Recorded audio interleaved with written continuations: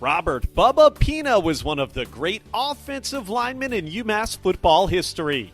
Distinguished members of the head table, honored guests and their families, UMass alumni, and friends of UMass, ladies and gentlemen, I'm really thrilled to return here once again to the University of Massachusetts for a manifold amount of reasons, but particularly as we pay tribute and honor Robert Bubba Pena for his very deserving selection and induction into the George Strigger Burke University of Massachusetts Athletic Hall of Fame. At this time, I would like to call upon some special people here in the audience, and they are those particular persons who were teammates with Bubba when he played here at the University of Massachusetts and also with the Cleveland Browns of the National Football League. Gentlemen, as I call your name, if you could stand, if you can, and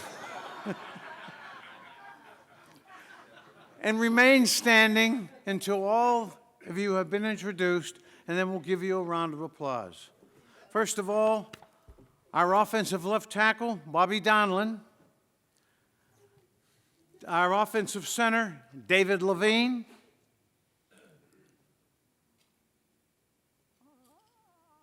Our linebacker, Tim Edwards. Timmy, where are you? There you are.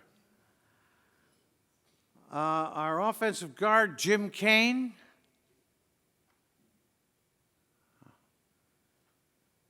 Our defensive end, Jim Kelleher.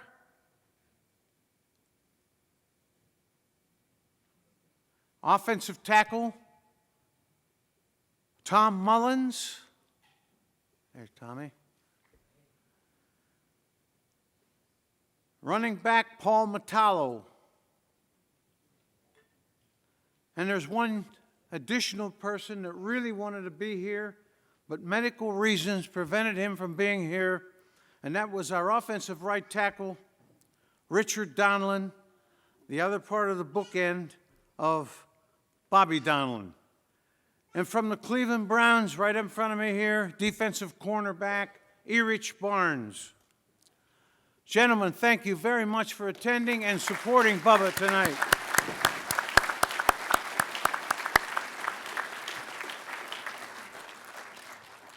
I initially met Bubba 48 years ago. I was on a routine recruiting trip to Dean Junior College in Franklin, Massachusetts. Bubba was on my recruiting list. He was a student athlete at Dean Junior College as an offensive guard. When I initially met Bubba, I was introduced to him by the head football coach, Jim Wolf. He passed the eyeball test when I met him. He was 6'2", 258 pounds, well-built proportionately, tight-skinned, with a lot of muscle definition and bulk. He had the big blacksmith biceps and triceps that we call the big guns today. He looked like he had spent a lot of time in the weight room. He was a very impressive physical specimen.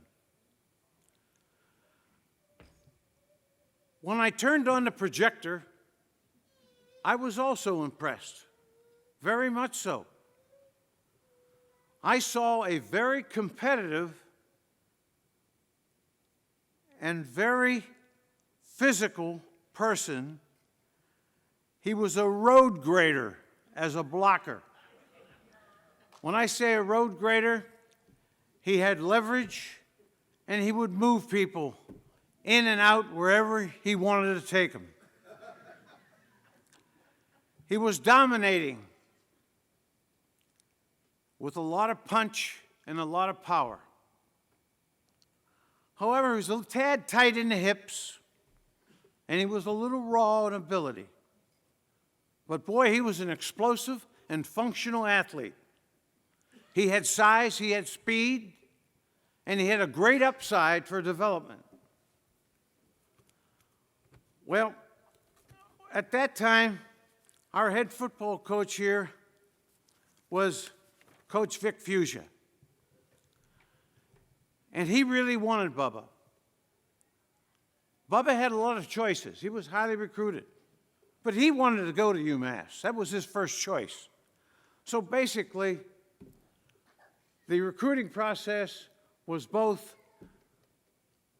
easy, simple, and uneventful for all parties concerned. After talking to his offensive line coach, who's here tonight at Dale Lippert at Dean Junior College, he said something that was very, very real and attached to the Bubba I know. He said, Bubba was an extremely rare player for us. We don't get players like him. In addition to his high talent, he had unusual focus. He knew where he was headed. He knew where he was going. He wanted to play in the National Football League, and he did. Apparently,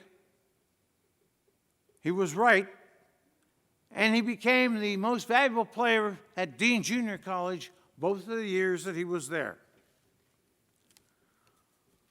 Bubba had a great work ethic. In addition to all of his supervised activity by the coaching staff, he always did extra. He always did additional. In fact, he was what we call a weight room junkie, a gym rat. He would continue to work and work and work. He knew where he was headed. He would stay after practice on his own. A couple of the other linemen would join him, and his buddy, Pierre Marchando, who was the offensive right guard whenever Bubba was the offensive left guard. Both Pierre and Bubba, along with a few of the other offensive linemen, would routinely come to my office and want to look at some tape for the upcoming opponent for that week, in addition to what we did with the staff. And they would keep copious notes on their opponent. Is this guy showing this or this guy showing that before he blitzes? But that was on their own. I mentioned the name of Pierre Marchando, and I would like to digress here for a moment, and it's noteworthy that I say a few words about Pierre. First of all, Pierre was an offensive right guard, as I mentioned, and he was an outstanding young man. High character and really well-liked. He was the glue of the offensive line, and more importantly, he was a key leader on our squad. Everyone liked him.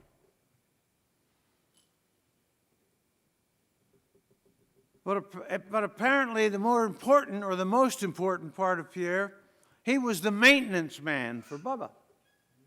When I say the maintenance man, he made Bubba's transition from Dean Junior College to the University of Massachusetts almost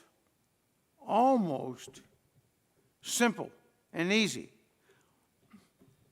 Pierre gave him the following marching orders. Show up. Be on time. If someone asks you to do something, do it. And do it to the best of your ability. And you'll have no problem. Well, it worked.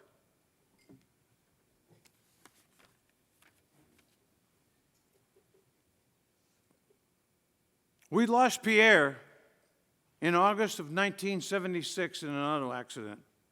He left far too soon.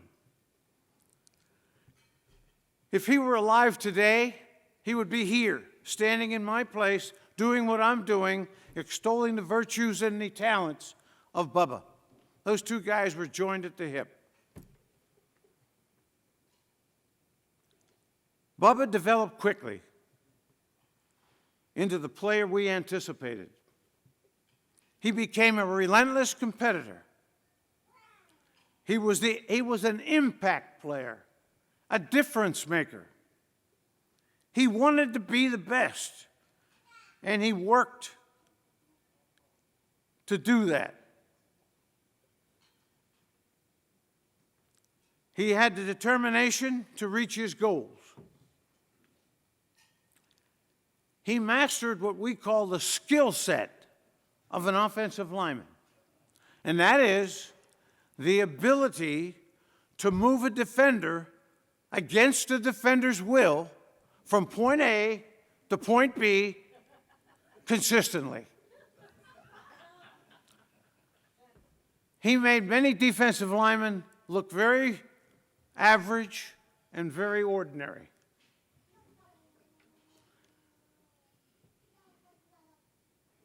He soon basically attracted the attention of the NFL scouts. They really liked the way he played. Subsequently, he was drafted in the 4th round by the Cleveland Browns in the 1974 college player draft. It didn't take long, and he soon anchored down a starting position. In fact, they loved the way he played. And the one thing that they liked about him was his speed. He was running 4.75 to 4.8 range, which was fullback speed at that time in the National Football League. He played a lot for the Browns the first 3 years, 1971, 72, and 73. In 1974, of December 15th that year, he was traded to the Kansas City Chiefs. However, because of the incurring of injuries of both of his knees, he was unable to continue his professional career, and as a result, his NFL career came to an abrupt ending. He then returned to his hometown of Falmouth, Massachusetts, and embarked on a successful business career. He initially became an owner of a health club, then in a restaurant, and then he became a general contractor.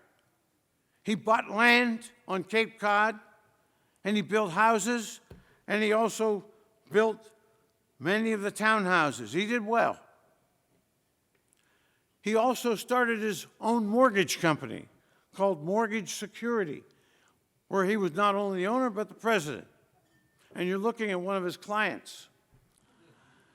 He financed my home in Arizona, so I trust him implicitly. In 1991, he was inducted into the Dean Junior College Hall of Fame. Over the years, Bubba has always stayed in touch with me. Routinely, he would call me every month, every 2 months. Coach, how you doing? How's your health? How's Mrs. Karras? Everything okay? And then he would begin to talk about the old times when he was playing here. Do you remember this? You remember that? Bubba, I really appreciate that. Thank you. But that's him. He's a very loyal person. Loyal to his family, to his teammates, and to his friends. The most important thing, and above all, he's been a model husband, father, and now a grandfather, and family man. You know, I have a lot of thoughts, a lot of memories. I've been around a long time. When I stop to think about it, Bubba Pena, you are my greatest memory. It is with that thought in mind that I take great pleasure, and I'm deeply honored to present to you the best football player I have ever coached, and my dear friend, Robert Bubba Pena, for induction into the George Trigger Burke University of Massachusetts Athletic Hall of Fame. Congratulations, Bubba. You earned it.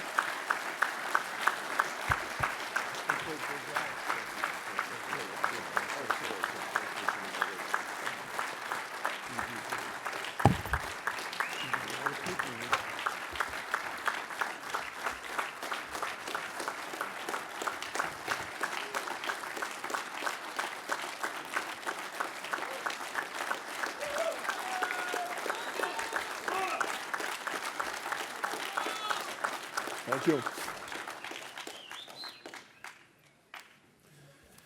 Wow.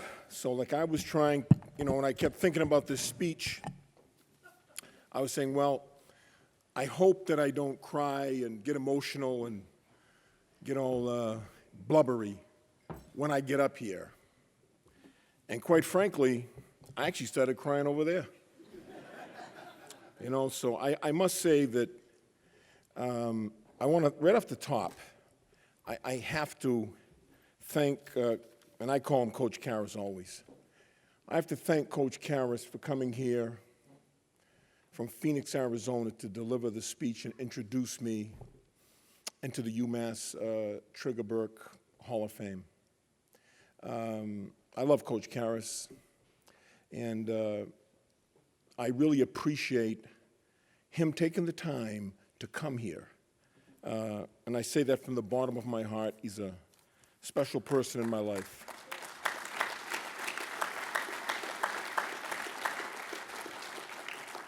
And we missed one guy, which was Dick Cummings, who was one of our great football players here. And he didn't get a chance to stand up. I'd like Dick to stand up.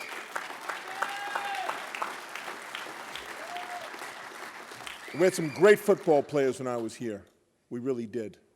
And I was lucky to be part of this whole thing. I'm a lucky man. I'm just a lucky man.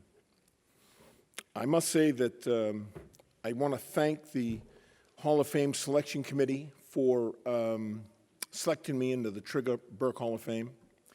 I also want to congratulate the other inductees. It's such a fine group of people, and I'm honored and humbled to be part of this Hall of Fame and to get inducted with these people here, and also to have Mr. Burke here. And I want to say a very special thing.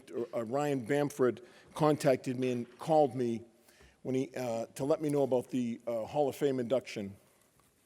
And I got to tell you something. He had me come to a couple of games. I went to one in Foxborough, and I went to a game here at UMass. And I was here with my son Robert, who's here, and my grandson. I had my grandson come, and we came here, and we were sitting in the chancellor's box and in Ryan's box, and we're eating guacamole and steak tips and shrimp and everything else. And I said, Jesus, now that I'm in the Hall of Fame, I'm wondering if that's going to continue, because I tell you something, that's the way to see a game. And so I must say that I also do want to thank Henry Thomas, who's sitting right there. Henry Thomas has been on the Board of Trustees here and the president of the Board of Trustees for the UMass system for quite some time, and we've become friends. I've got a lot of respect for this gentleman right here.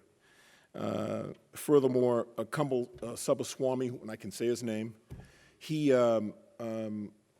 we've built a relationship, and he's a wonderful man. He leads this university, and I just want to thank him for the time that he spent and the communication I've had with him. Mark Whipple. Mark became the head football coach here, and Mark knows people that I know from Falmouth. Mark worked in Falmouth when he was at Brown University, and he knew some guys that I know like Mike Harlow and Ed Winslow and Paul Ingram that are here. And I've always heard so many wonderful things about Mark Whipple. He called me up and we spoke after he became the head coach, and he really made me feel special by giving me that phone call. And I want to thank you for that, Mark, okay? And he's here with his lovely wife, Beth.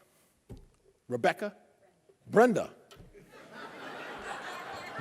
And I can tell you he's only been married once, but it was my fault there.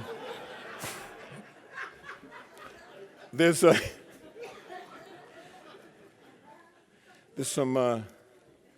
another guy that I want to mention who's here. When I came to the University of Massachusetts, he wasn't a football player, but he made the transition from Dean Junior College to the University of Massachusetts a lot easier for me, and he became a true friend of mine, and he looked out for me. And, those were social tough times. And Judd Carhart was just a guy that took an interest in me, became a friend. He was a leader on campus. He's always been a leader. He's an appeals court judge in Massachusetts, but I know him as Judd, and I always know him as being a friend of mine. He was one of my fraternity brothers. He was my big brother. He was Rick Pitino's big brother. We would seek out Judd. And I want to thank you, Judd, for being my friend when I was here at University of Massachusetts, okay? And my fraternity brothers.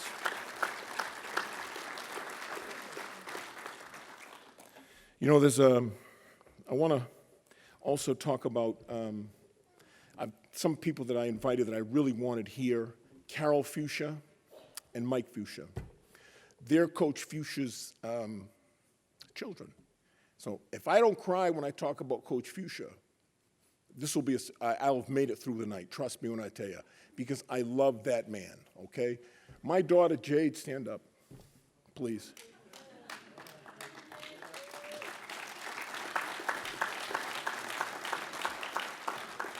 I cut a deal with my wife. I said, if it's a boy, we're going to name him Victor. If it's a girl, she got the choice. She had Jade. But I said, well, if that's the case, then I'm going to get the middle name. So I named her Victoria after Coach Fuchsia. It's just that simple. I didn't know how people in my family were going to feel. That's how I felt.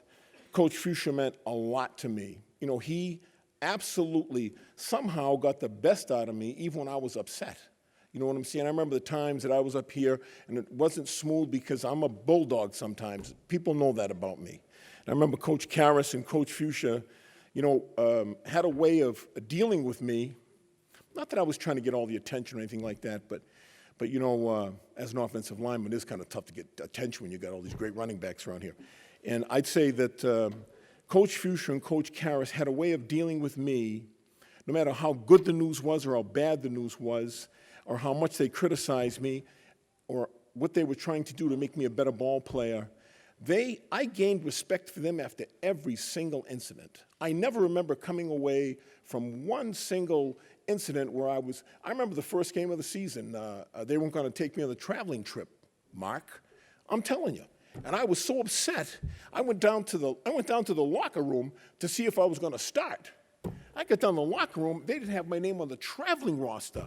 I went back to the dormitory, I was done. We hadn't even played our first game, and Coach Karras came up to see me in the dormitory. I told him, I'm out of here, I'm going down to the University of Texas at El Paso. I really didn't want to go there, I just wanted to know if they wanted me here. And we worked all that out, and I ended up going to Coach Fuchsia's office that night. Coach Karras said, well, Bubby says, well, just come over here to training table, because Coach Karras and myself want to talk to you. I said, I'm not going. Why would I go down there? I just quit the team. And he said to me, well, just come and eat with us. I said, nope, not going down there. He finally convinced me, this is in my dormitory room on the way to training table. He convinced me to come down and see Coach Fuchsia and talk to him and Coach Fuchsia. I went in the room first I talked to Coach Karras. I went in Coach Fuchsia's room. We sat down. I swear to God, we started talking about immigrant food. He started talking about Italian food. He got me talking about Cape Verdean food. The next thing I knew, the ball game was over. He said, you're going to be in the trip after a 45-minute conversation. We never discussed what I was angry about. And I walked out the door, you know. And that was... They were special people to me. They looked out for me. And I got to tell you, Coach Karras was the finest coach as a lineman, technical.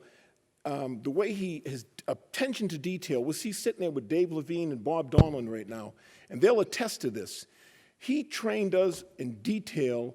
I knew these were special folks, and they recruited me. They had a fine coaching staff. They all ended up in the NFL as coaches. One guy went to Yale, Dave Kelly, but these guys were a class act, and that's why we came here. Bob Donnellan played right beside me. For 2 years, Dave Levine played beside me. I was lucky to play with those guys. Pierre Machando, that's when I started crying when he was talking about Pierre. Pierre was a wonderful individual. You know, I come here as a recruit from Dean. The school's much bigger. We had 1,100 kids at Dean. They got 30,000 kids here. I had a footlocker under the bed. I'm sitting in the room by myself. I was kind of depressed. You know, what the hell, university and so on and so forth. Pierre comes in the room, opens up my footlocker, don't even say hi to me, pulls her clothes, says we both wear the same size clothes. I looked at this guy, and we sat down, started talking. We built a friendship right from there. My family is here tonight. My wife, Loretta, is here. My son, I've met a lot of football players in my life. My favorite football player is my son, okay? And Robert, stand up, please.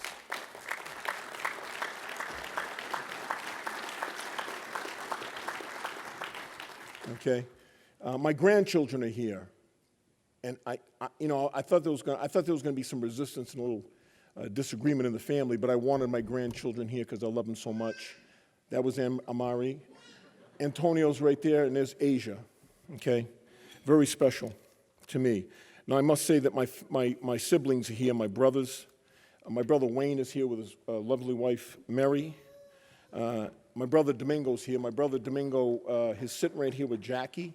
My brother Domingo was the first guy that I looked at that I really wanted to emulate what he was doing as a football player. He was 2 years older than me, and he could kick some butt in a football field. And I was younger than him. I'd look at him, what he was doing. He was my first idol as an athlete. My sister Bonnie is here. Bonnie's here somewhere. My sister Bonnie became an elected official in the town of Falmouth. She actually picked somebody else for her campaign manager. I didn't care. I actually was her de facto campaign manager. We won the election. She knows that I know it. I mean, I put more signs in the ground. Whatever I had to do, I did. Her campaign manager, it didn't matter to me what she said. I knew that and we won the election. Okay? You know, Michael Kenny is here, who's very special to me. Where's Kenny? Michael Kenny was one of my inspirations as a kid growing up. He played at University of Vermont. He's in the Dean Junior College Hall of Fame as well. And he was one of the,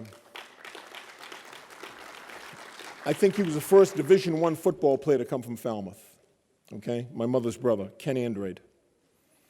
I got to tell a little story about the Pena family and how we played football. I had 5 brothers. We all played football. Football was so important in our family that my brother Carlo, who had polio, played. He had a leg about 2 inches shorter than the other one. In our family, you did one thing, that was play football, period. And that's a fact of life. You played football. There was no question about it. They didn't care. We didn't care what else you did. We learned how to play football on the yard and the side. My brother Domingo was a fast runner himself. He'd run up beside me. He'd look at me. I'd say, what the hell does this guy want? And then he would tackle me. You know what I'm saying? And I didn't want to get tackled by this guy. That's where I got some of the speed. So I must say that I must mention my parents. We were raised, my 4 grandparents were immigrant parents, grandparents.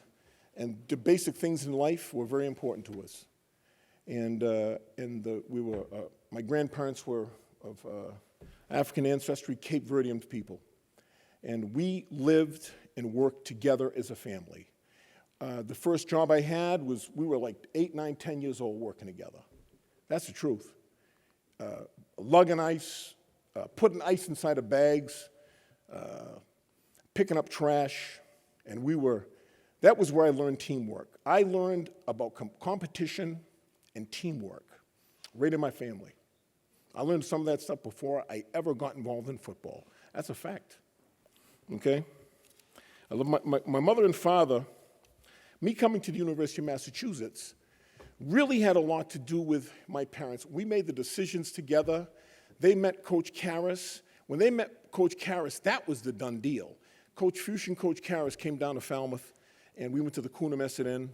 And my father wanted to know one thing kind of at the end of the conversation, who's going to pay for all this? They said it's a full football scholarship. My father was happy with that. That's a true story. As soon as my father said that to me, we were sitting at the Coonamessett. They never let me use the car. I said, well, Daddy, can I use the car tonight? He said, son, yes, you can. That was the first time I ever used a car. I do not drink alcohol, even back then. I smashed the car up that night. I didn't see it. I got in an accident. I could not believe it. And so, but Coach Karras and Coach Fuchs helped me get the car the first time, okay?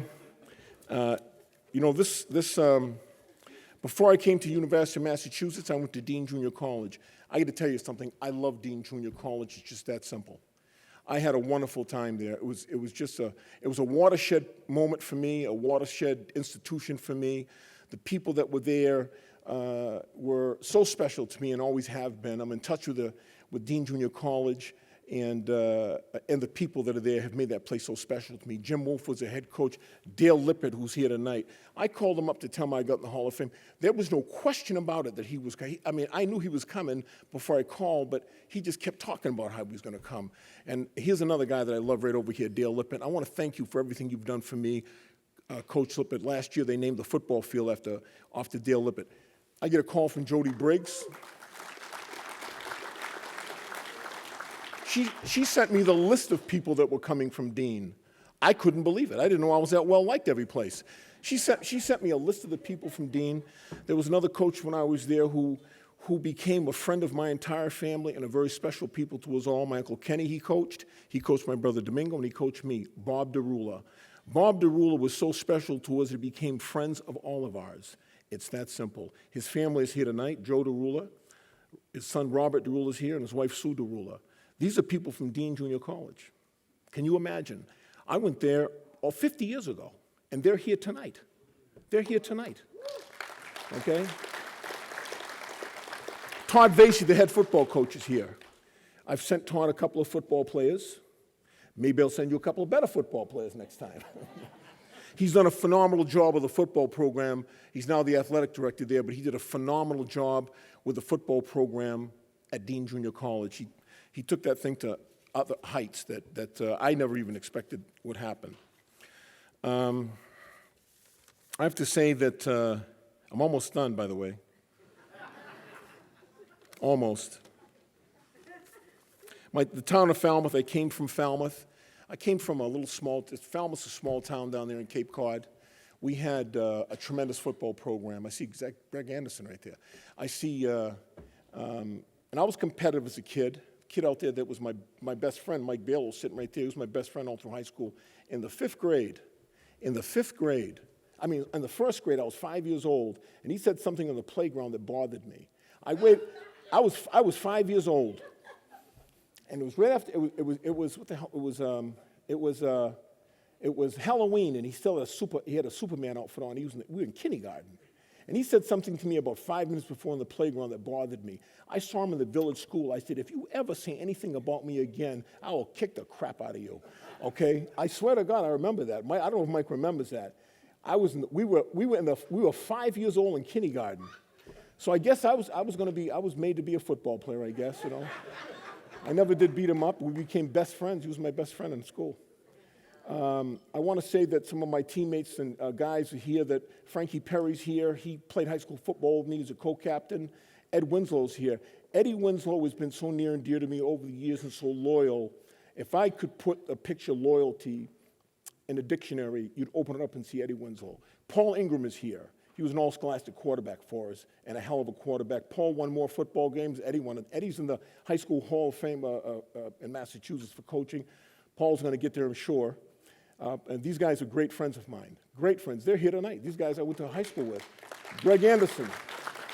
I see Greg over there. I mean, I'm telling you, Richie Latimer came in. That whole table there is all Falmouth High School football players, okay? I really appreciate the folks that have come here. I got to tell you something. I got to Cleveland.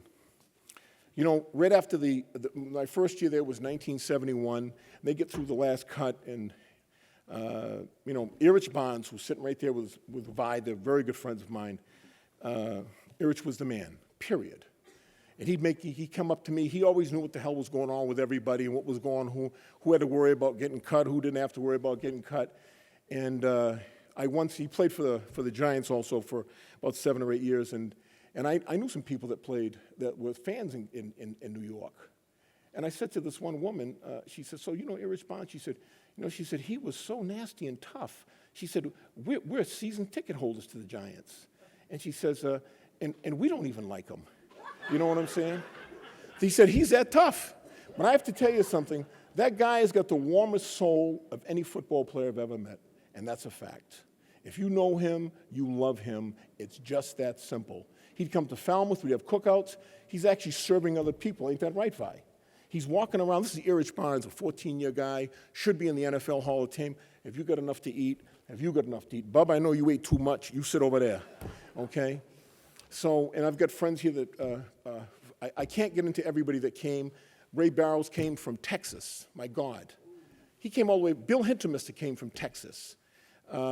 We've had people that have come from distances. Our local state representative, Dave Vieira, whose father was such a close friend of mine in high school, he's here. Aaron Stevenson's here, my brother Wayne. I mean, it's just been I really appreciate this award. I love being in this Hall of Fame. And, okay?